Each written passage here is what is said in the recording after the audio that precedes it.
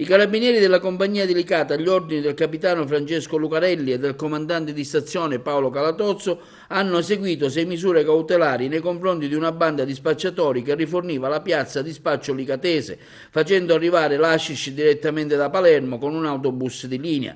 L'inchiesta è stata coordinata dal sostituto procuratore della Repubblica Alessandra Russo, che ha permesso di fare luce su un vasto traffico di droga con un volume d'affari che si aggira intorno al $500 000. In 4 sono finiti gli arresti domiciliari. Si tratta di Francesco Casà, Rosario Gueli, Bubucara Turì e Turì Adama. Per un altro è scattato l'obbligo di dimora, mentre per il sesto soggetto l'obbligo di presentazione alla polizia giudiziaria. Questa notte noi abbiamo risposto a un grido d'aiuto dei genitori di Licata. Questa operazione, che nasce nel 2016 ma è stata attualizzata fino al 2018, risponde a quelle che erano le esigenze di giovani genitori che avevano dei figli che erano caduti nel vortice della droga, perché questi arrestati odierni erano soliti spacciare la sostanza stupefacente vicino alle scuole e attorno ai centri di aggregazione giovanile. Noi abbiamo scoperto che c'erano 2 gruppi distinti e separati, un gruppo di italiani e un gruppo di extracomunitari che gestivano queste piazze di spaccio e soprattutto il gruppo di extracomunitari faceva da corriere trasportando lo stupefacente da Palermo fino a Licata attraverso i pullman che arrivavano alla stazione degli autobus di Licata, dove, e per questo il nome capolinea,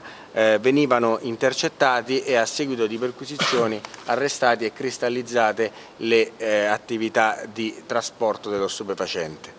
I 2 erano anche residenti in un centro SPRAR, in qualche modo si sono coinvolti anche quelli responsabili del centro SPRAR o solo questi 2 che immagino abitavano lì?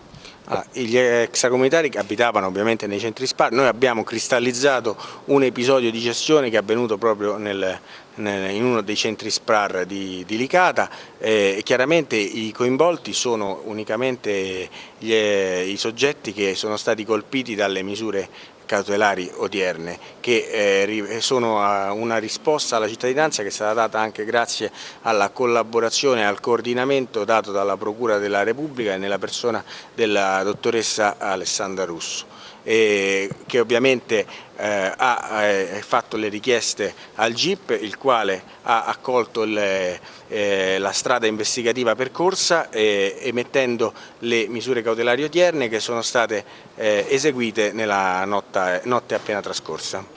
Abbiamo riscontrato durante l'attività di indagine che si è arrivati a toccare le quote di oltre 500.000 euro. Parliamo di circa 2 kg di stupefacente trasportato ogni settimana da Palermo a Licata e smerciato poi al dettaglio sulle piazze locali.